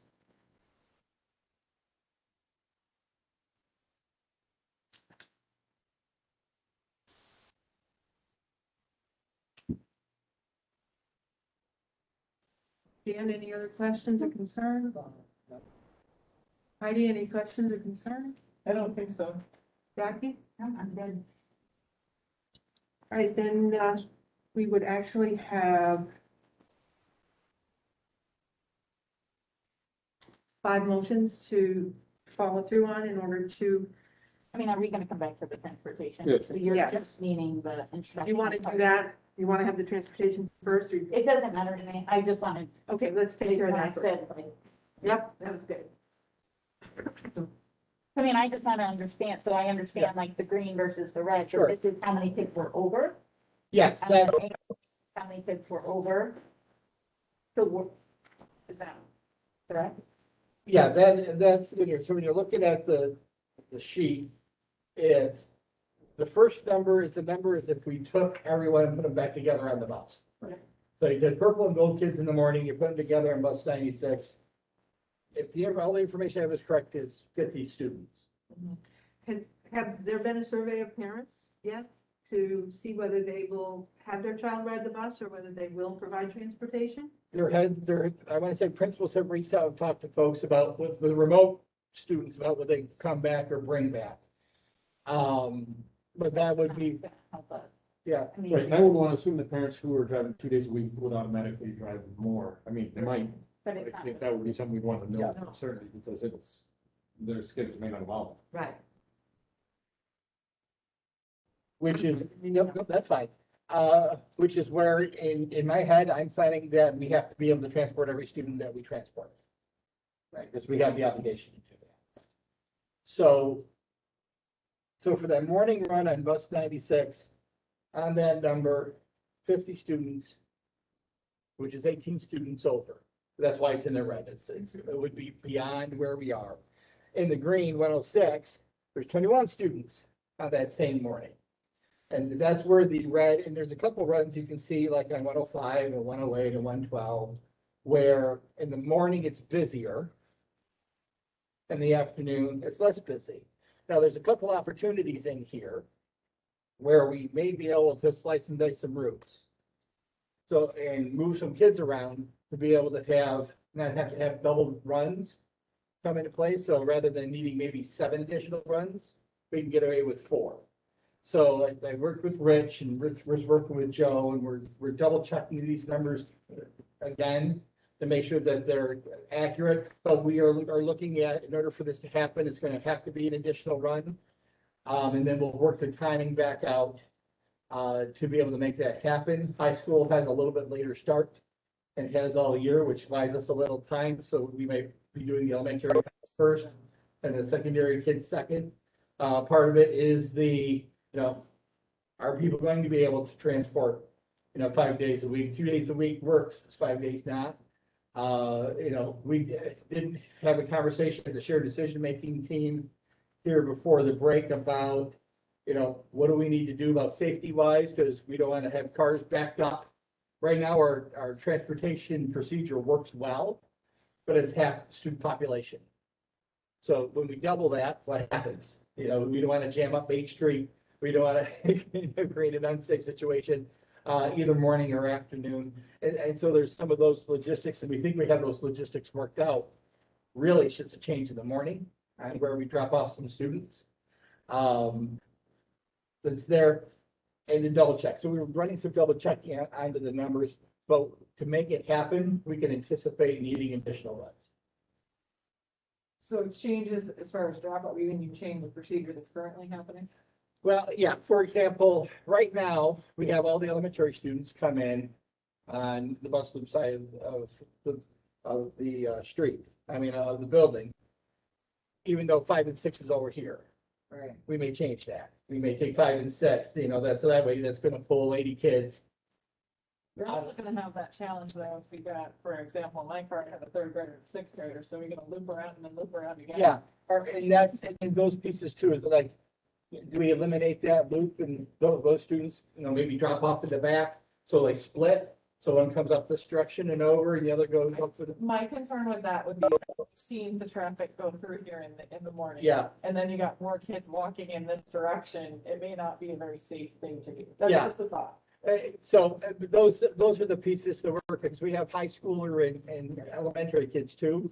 So we have them all go over and that, it's those pieces, the multi-age cars, where it makes the best sense to have those students drop off rather than do a double loop. So how do we create a single loop in the process is one of the things. Still much better than everybody parking on Main Street and kids all over the place. Yeah. And, you know, what we're working really well, and especially once we got it set, but when we go back to, I'm thinking the kind of work, not the worst case scenario, because having it roll back would be great. But, you know, when you think of it, you double that number up, you know, what to do with the traffic pattern, what to do with the safety, and drop it off. Well, and maybe it's just as easy as drawing a walkway from that parking lot when you're coming in this way around over to the building, so Yeah. that people aren't driving in the area where kids are walking. Yeah, So and just a thought. And if we end up, you know, if the younger kids end up, or some of the younger kids end up in the primary building, that will pull some kids in the other direction, True. you know, so that'll help pull some away as well. So there's some of those nuances in there to pull out, but we want to make sure we have the right numbers and the right number of runs first, so we know what our bus runs look like, because the bus takes up 30 spots in a loop. And then I'm working scheduling there. So Is that first number wrong? which I mean, number? Because that would be like the 50 and the 18. I mean, we can fit 22 kids, right? Am I right? Yeah, did I do bad math? Yeah. Okay, I So did bad math. 50 minus 22. 32. But so it Over should be, 32? no, it should be 28. Am I right? So that's how many, so are these just kids on these routes? Yes. So, Each driver has a sheet, and on that sheet, they have their kids listed. yeah, So based on the information that they had on the sheet, we counted up those number of students, AM, PM, purple, gold, and then started putting them together. Yeah. Part of what we're confirming is to make sure the information on those sheets is accurate Yeah. for today. Yeah, because I'd be curious on the 112 bus, are my kids counted on that, because they don't ever get on the bus there. I know, Yeah. but I'm assuming they are, right? Right, Because that's what I I was think curious. these are large, I've never seen 50. No, Well, exactly. yeah, and neither have we. When we kind of did the first blush on, okay, what do we think on transportation? Whenever we're out here getting students up, there's never that many kids coming off the elementary buses, and that's after dropping off to the high school. So these numbers feel high, but want to confirm that they are, because if it's a ridership thing versus a resident, you live on the route piece, that's going to be important to have. So, because we can base it on ridership, actual ridership, not necessarily on, Right, so think about kids who get on at their babysitter's house or whatever. yeah. And you can tell if you take a look at a couple, you can tell, you know, who ends up at Becky's house, Becky's or their sitters runs, because they tend to be busier in the afternoon. And from there. So a little more work to do on the routes, and that's just making sure we have an accurate student number and count. But we do anticipate some run increases happening, and then how that's going to impact the budget is going to depend on who ends up doing the runs. So we don't have a number. For cost, Oh, meaning, what's that? for like the transportation piece for these 8 weeks. So, we're still, again, until we know how many kids there are, what I will say about transportation, just like the aids, the budget was built for a traditional, 5-day-a-week busing. We do have enough funds to cover, I looked at we did 3 additional runs a week or something like that. There's plenty enough money in the budget to cover that and some, so, Highland of maybe 1 a week to 3 or 4 a week, even if we go up to 4 additional runs a week. Because of the way the budget was built, we have plenty of funds available to cover any of the incremental costs. And then when you talk about additional runs, is that staggered time? Will we need, I mean, we only have a certain amount of vehicles. Number of vehicles. Yeah, well, certain number of vehicles, certain number of drivers. Yeah, so Yeah. that's what I mean. So it's gonna be staggered runs, is that? Yeah, the first blush thought is elementary students first, secondary students second. It's the initial thought, because high school already has kind of a phased entry. So I mean, Already. just thinking about that though, I mean, so start time would be different. maybe not. Staggered. Because if we bring the first run in at the normal time. Yeah. The elementary kids are gonna be able to start fine. The high school has their start times go anywhere from 8 to 8:20. Is that right, Julie? I'm just saying, like, they usually have after-school stuff going on, so you don't Yeah. want their day to be extended. Typically, it's high school first, then, just But my thought. at the beginning of the year, they built a buffer into the beginning of the schedule, so kids wouldn't necessarily miss. You know, you went in a normal standard schedule, right? We're not saying that, okay, they're gonna start at 8:30, so they have to be here till 3. Oh, I mean, that's usually how it works. Yeah, I but mean, that's my experience. I used to start at a different time, so it would be, And if you drop kids off early, so that you can make another run to pick up other students, then we have to factor in supervision of those students Mhm. in that time, because they're not gonna, is their class, are we actually going to, as Jackie indicated, are we actually gonna start the elementary earlier? Because you've got to allow time for those buses to make the second swing around. I worked in Yeah, Hudson and I'm Falls, just like, yeah. the high school went early, Mhm. and we didn't start until 9 o'clock, because Yeah. it took that long to get the buses back out, and my school Yeah. day went from 9 to 4. Yeah. So, in order to accommodate the transportation, are we talking about a time change? I don't believe we're going to.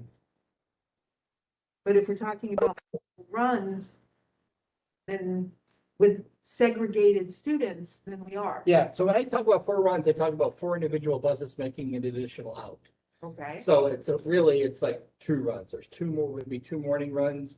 The first drop off and then to go pick up the second group of kids, and that'd be the second. That would be 4 to 7 buses to do it if this all matches where it is. So for like full run ideas, you're talking about 2. That's in there. Okay, but we. But there's gonna be some time they drop off the first set of kids, they're gonna. I would go back. Yeah. There's gonna be. Well, 30 yeah, minutes. it's not gonna be instant. But there's time, buffer time built in at the beginning of the secondary schedule to allow for later entry. Because they've had a phased in entry the entire school year. We already have that buffer built into the schedule. And most of the buses drop off by like 10 of, quarter of. Yeah. So there's kids here in the morning that are getting dropped off staggered as it is, so teachers are in the classroom with their kids early. So teachers are supervising before the start of the school day. 7:50 I is could when sit on the bus. I could sit on the Well, bus until because they the way our drop off. bus rotation is going on, we're dropping off, so the parents are dropping off too, so it just keeps looping. So everybody's dropped off at a staggered drop off this year. I understand that, but when a bus goes out, there, okay, I'm just gonna, we have a, I mean, how does a teacher start their class? I get what you're saying, Mhm. if they're, Kids aren't there. yeah, I understand what you're saying about the buffer, but, I mean, it seems if we're doing a high school and a elementary, there has to be a time. Julie, am I missing anything? No, I think, so our arrival is staggered arrival, so we have students who are arriving, they can arrive as early as 8:45. Our teachers open classrooms at, 7:45. Our teachers open classrooms at 7:50. Arrival is until 8:19. So we have some flex time of that 19 minutes. I guess the discussion, what's going through my mind is the discussion of changing the start time is the realization that, we could lose instructional minutes. So, we have, the way our schedules are, we do have students that are taking AP and Regents exams, and, I'm not really sure how that would impact those first block classes. So that's just something I think we would have to look at. But what do they? I don't know if we would be, or if we're talking about shifting the schedule, because obviously then those kids are gonna be here, have to wait for their ride home anyway. So I don't know if you're talking about shifting the schedule, but I also believe that would require an MOA of some sort possibly, so I don't know. But if you already have that 19 minutes built in, what do students do for that 19 minutes while you're waiting for everybody to arrive to start class? So we have an extended homeroom, for lack of a better term, we call it homeroom. but I would say it's more like an advisory period. Students come in. Actually, it's been a very productive time for students for the most part. Students come in, so their homeroom is with their Monday and Wednesday first block teacher. So that's one of their teachers. But students are instructed to come in, they sit down. Some students eat breakfast to go, so they pick up breakfast on the cart, so it gives them time to eat breakfast. Students are, we've kind of encouraged all students to use that time to check their emails in the morning, check their Google Classrooms for their off, anything that they may have missed or need to be updated on, communications from teachers. They can communicate back and forth with teachers, and especially so, for example, in our 7th and 8th grade teams, they kind of collaborate on a regular basis. So, again, I just see Mr. Fraunhofer, so I don't mean to keep picking on him, but he's in my line of sight. So, he knows not only what the students in his room, his homeroom, owe him or might have questions for him, but also some of their other teachers. So it's kind of more of like an advisory period. So they're not just sitting around doing nothing, but it's more of an advisory, or we were going to call it a flex period, but we thought that would confuse people. It's pretty flexible. Gotcha. But could you do something like, what if you did like the further routes, get those kids here earlier, and then go back and get the closer routes? Does that help you at all? I don't know if that matters, like, because you're not gonna be able to drop like Jackie's saying, elementary Hebrew kids off and go back to the school kids and still get back in time to be able to start class. So could you do like a further distance loop and then maybe a closer loop, or I don't know, just trying to. And that's where, Joe will figure those pieces out, because seeing the drivers know the routes. But at this particular time, you're not suggesting a change in time or a No, change in the not number of buses or bus drivers? No.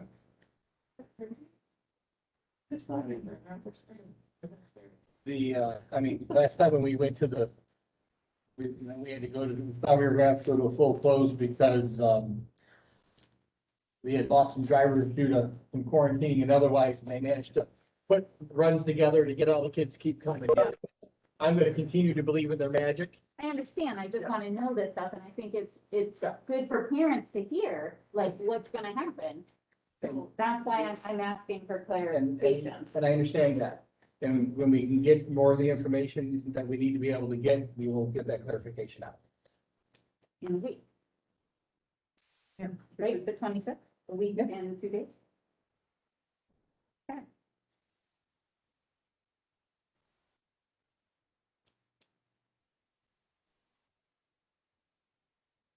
And so all notifications to parents, all notifications to guardians, and everybody knows that this is coming, and what this will mean will go out for the change. Any additional conversation?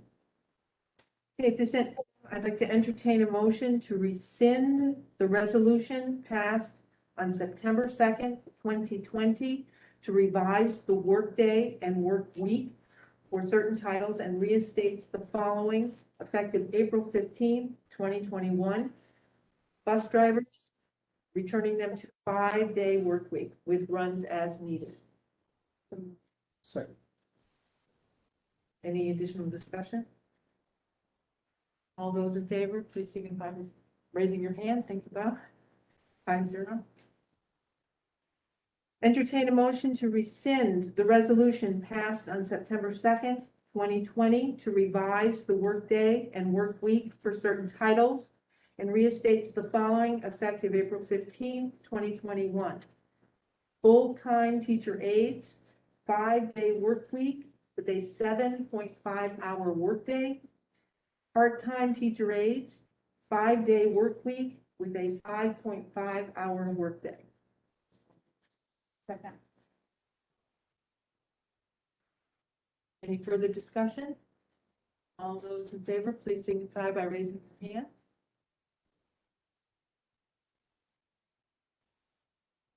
Entertain a motion to rescind the resolution passed on January 20th, 2021, to revise the work week for Kate Garrity and reinstates the following effective April 15, 2021.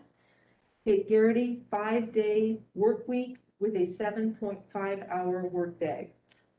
Or just reference, we had moved her number 32.5 to cover the extra one. This restores her to the full-time hours.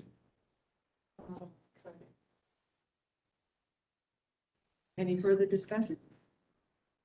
All those in favor, please signify by raising your hand. Motion carries 5-0. Entertain a motion to increase one part-time teacher aide to a full-time. So it would be moving somebody who is now 5.5 hours to 7.5 hours, effective April 15, 2021. Moving this person in line of seniority. So moved. Any further discussion?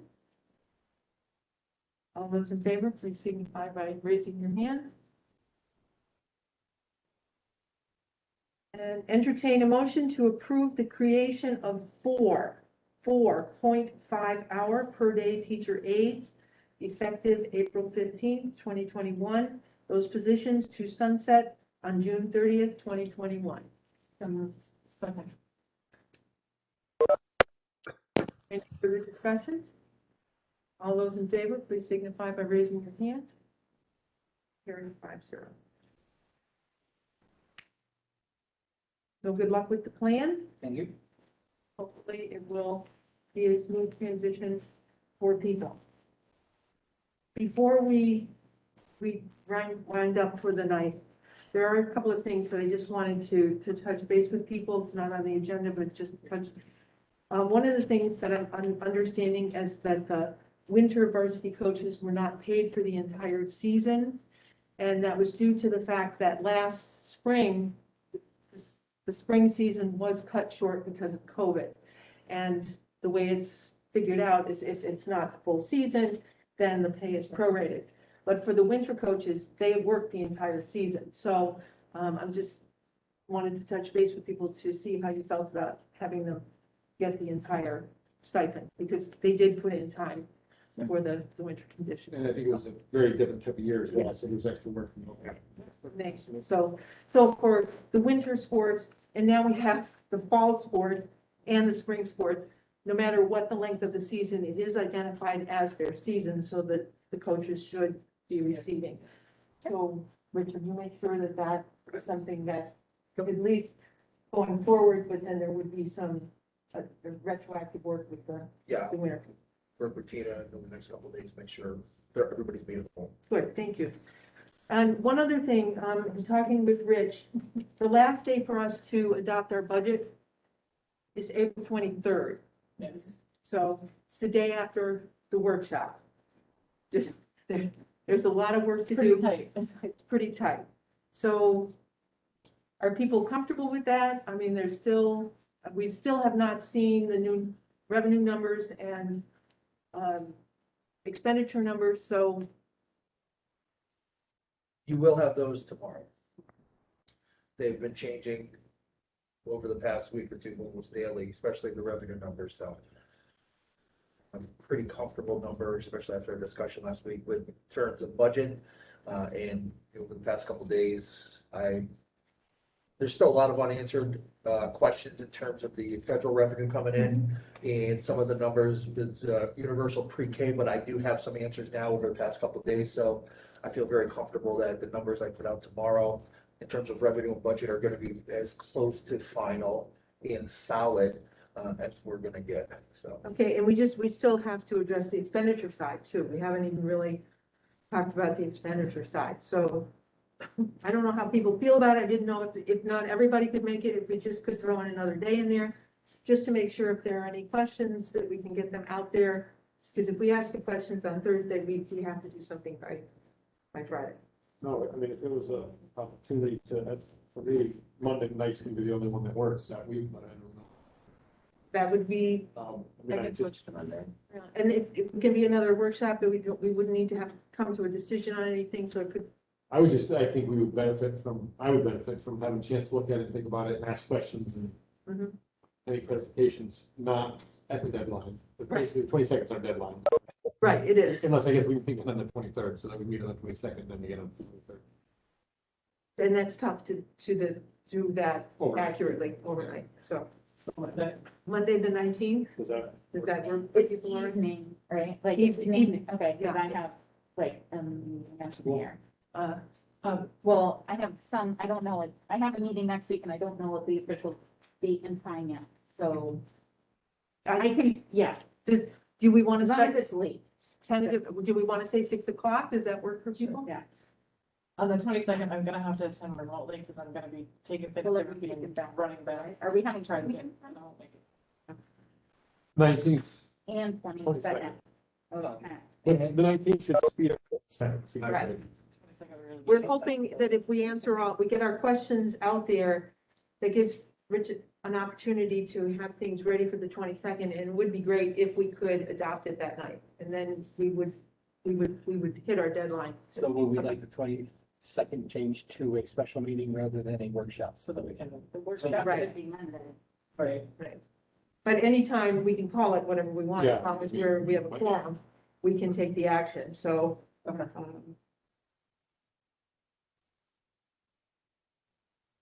So however it's identified, but it would be nice if we were ready to do that. Okay. So we didn't have to yet sign on again to do it on the 23rd. that's fine, just on the 22nd, I'll have to do it remotely. And we'll have all the information, there won't be new information coming in on Monday afternoon, and we'll have that tomorrow. I've got it 90% completed already, just a couple of small tweaks, and I've gone through and put together in an Excel spreadsheet a column with some notes, so I know there had been some questions about some overs and underages, so I put some notes in there to help maybe when I send it to you, answer some of the questions you may have before you ask them, hopefully, and provide you a little bit more information in the beginning over the past couple of months, so I'm hoping that'll help us with this process a little bit. And if we could have clean, updated information about what we just did tonight as far as the financial impact to the district, because we can have that shared with the public, because we have not shared accurate numbers based on our discussion tonight. Yes. Is there any further items for consideration? Thanks for all the work that went into this, you know. In a quick order. But thank you for participating. Awesome collaboration. So before we go, I do wish to entertain a motion to move to executive session for the purpose of discussion involving proposed, pending, or current litigation. So Second. All those in favor? Aye. Raise your hand. I move to executive session at 8:07.